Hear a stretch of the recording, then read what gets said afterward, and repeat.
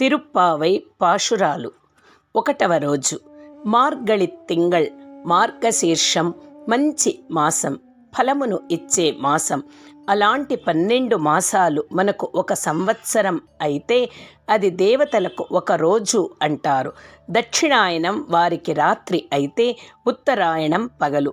సంక్రాంతి రోజు సూర్యుడు దక్షిణాయనము నుండి ఉత్తరాయణమునకు మారుతాడు. అంటే సంక్రాంతికి 1 నెల ముందుగా వచ్చే మార్గశీర్షం వారికి తెలతెలవారే సమయం, సత్వాన్ని పెంచే కాలం.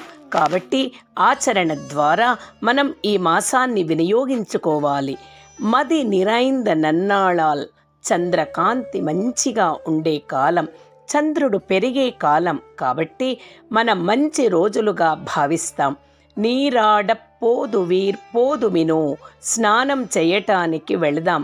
ఎలాంటి స్నానం అది అంటే భగవంతుని కళ్యాణ గుణాలతో మన పాపాలను కడిగి వేసుకునే స్నానం.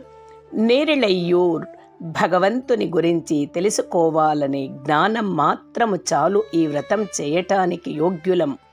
షీర్ మల్గుం ఆయపాడి, పంటలు బాగా పండే ఆ నంద గోకులంలోని చెల్వచ్చిరుమీర్గాళ్, సంపన్నులైన గోప పిల్లల్లా మనము అవ్వాలి శ్రీకృష్ణ ప్రేమ కోసం. ఏ భయము అవసరము లేదు. కూర్వేల్ కొడుందొళిలన్ నంద గోపన్ కుమరన్, పరమ సాత్వికుడైన నందగోపని కుమారుడిగా మన వద్దకు వచ్చాడు కదా పరమాత్మ. ఏ అసురుల బారి నుండి శ్రీకృష్ణునికి ముప్పు రాకుండా తాను కత్తి ఎల్లప్పుడూ పట్టుకొని కాపాడుతూ ఉన్నాడు, ఒక ఆచార్యుని వలె. మరి నందగోపుడు మనవాడే గదా. ఏరారంద కణ్ణి యశోదై ఇళం శింగం, మరి ఆయనేమో తన చేష్టలతో యశోదమ్మ కళ్ళు ఆనందించేంతగా పెద్దగా అయ్యేట్లు చేస్తూ ఆమె ఒడిలో చిన్న సింహం పిల్లలా పెరుగుతున్నాడు. కార్మేని, నల్లని మేఘంలాంటి దివ్య కాంతులతో అంతం లేని గుణాలు కలిగి చెంగణ్, వాత్సల్యం కలిగినవాడు. కదర్మదియం పోల్ ముగత్తాన్, చంద్ర సూర్యుల వంటి ముఖం కలిగినవాడు. మిత్రులతో ప్రేమగా, శత్రువులతో కోపం కలిగినవాడు. నారాయణనే నమక్కే పరై దరువాన్, నారాయణ అనే మంత్రం ఉపదేశము చేస్తూ మనకు సర్వస్వం ప్రసన్నం చేస్తుంది గోద. పారోర్ పుగళపడిందల్, ఫలం సాక్షాత్తు పరమాత్మే ఈ లోకంలోని వారందరికీ అందజేస్తుంది అమ్మ గోద. నారాయణ మంత్రం ఈ వ్రతంలో మనం భగవంతుణ్ణి ఎట్లా చూస్తామో వివరిస్తుంది. భగవంతుడు ప్రాదేశికుడై అల్ప ఫలాన్ని ఇచ్చేవాడైతే మనం స్వీకరించం. భగవంతునికి ఎన్నెన్నో రూపాలు ఉంటాయి. ఆకాశానికి అంతం లేనట్లుగా, సాగరంలో జలానికి అంతం లేనట్లుగా, మన జన్మలకి కర్మలకి అంతం లేనట్టుగా భగవంతుని కళ్యాణ గుణాలకు కూడా అంతం లేదు. కేవలం ఆయన గుణాలకే కాదు, ఆయన స్వరూపానికి కూడా అంతము లేదు. కాబట్టే ఆయనను సర్వవ్యాపి అంటారు. ఇందుగలడనందు లేడని సందేహము వలదు అని ప్రహ్లాదుడు చెప్పినట్లుగా అంతటా వ్యాపించి ఉండటం భగవంతుని గొప్పతనం. ఆ వ్యాపన శీలాన్ని చెప్పే మంత్రాలే గొప్ప మంత్రాలుగా చెప్పబడి ఉన్నాయి. భగవంతుని వ్యాప్తిని చెప్పేవి కేవలం 3. అవి విష్ణు, వాసుదేవ మరియు నారాయణ. విష్ణు అంటే వ్యాపించిన వాడని అర్థం. వాసుదేవ అంతటా వసిస్తాడు, ప్రకాశిస్తాడు అని అర్థం.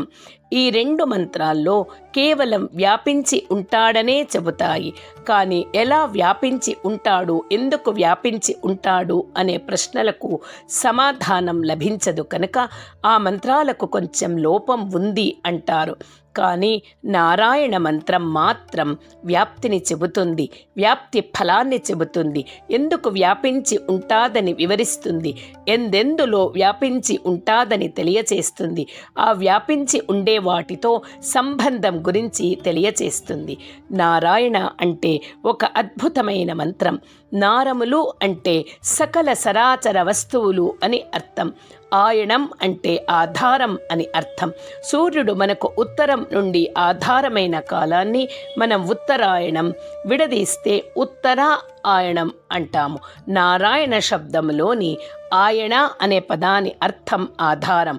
ఈ సకల చరాచర వస్తు జాతానికి ఆధారమైన వాణ్ణి నారాయణ అంటారు. మరి చరాచర వస్తువులలో ఎట్లా వ్యాపించి ఉంటాడు, లోపల బయట వ్యాపించి ఉంటాడని తెలియజేసేదే నారాయణ మంత్రం.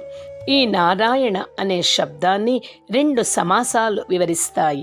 ఒకటి తత్పురుష సమాసం, రెండవది బహువ్రీహి సమాసం. తత్పురుష అనేది నారములన్నిటికీ తాను ఆధారమైన వాడు, ఆధారమై తన లోపల పెట్టుకున్నవాడు అని చెబుతుంది. మరి బహువ్రీహి సమాసం తాని నారములన్నిటికీ తాను లోపల ఉండి రక్షిస్తాడని చెబుతుంది. అర్థాత్ ఆయన లోపల మరియు బయట వ్యాపించి ఉంటాడని. ఆయన అనే శబ్దంచే ఆయన అన్ని గుణములు కలిగి చేయి చాస్తే చాలు అందేట్లు ఉంటాడు. కాబట్టి ఆయనకు సౌలభ్యాది గుణాలు ఉంటాయి. లోపల ఉంటాడు కాబట్టి దగ్గరగా ఉంటాడు, పైన కూడా ఉంటాడు కనుక ఆయన పరుడు. అందుచే పరత్వం, సౌలభ్యం లాంటి గుణాలు కలిగినవాడు. జ్ఞానులు కూడా ఈ నారములలోని వారే కనుక తాను జ్ఞానం కలిగి ఉంటాడు. చేయి జాస్తే అందేవాడు. వారిలోని దోషాలను ఎలా దూరం చేయాలో తెలిసినవాడు. దోషాలున్నా తన నుండి మనల్ని దూరం చేయని వాత్సల్యం కలిగినవాడు. దోషాలను తొలగించే శక్తి కూడా ఉంది. అర్థాత్ ఆయనలో పరత్వం ఉంది, సౌశీల్యం ఉంది. వీటన్నిటినీ తనవనుకొనే సౌమిత్వం ఉంది. వీటి యోగ్యత గురించి జ్ఞానంచే సర్వజ్ఞత్వం ఉంది. తను ఇలా చేస్తానంటే ఎవ్వరూ అడ్డనంత శక్తి ఉంది. ఎంత ఇచ్చినా తరగని నిండుతనం అంటే పూర్ణత్వం ఉంది. అన్ని గుణాలు కలిగి ఉన్న ఈ మంత్రాన్ని మన ఆండాళ్ తల్లి మనకు ఉపాస్య మంత్రంగా అందించింది.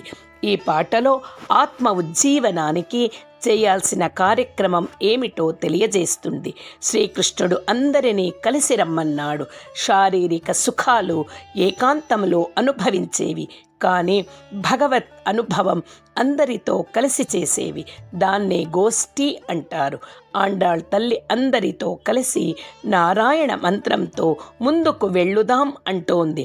దీనికి యోగ్యత కేవలం కోరిక మాత్రం చాలు అని ధైర్యం చెబుతుంది. ఆండాళ్ తిరువడిగళే శరణం శరణం.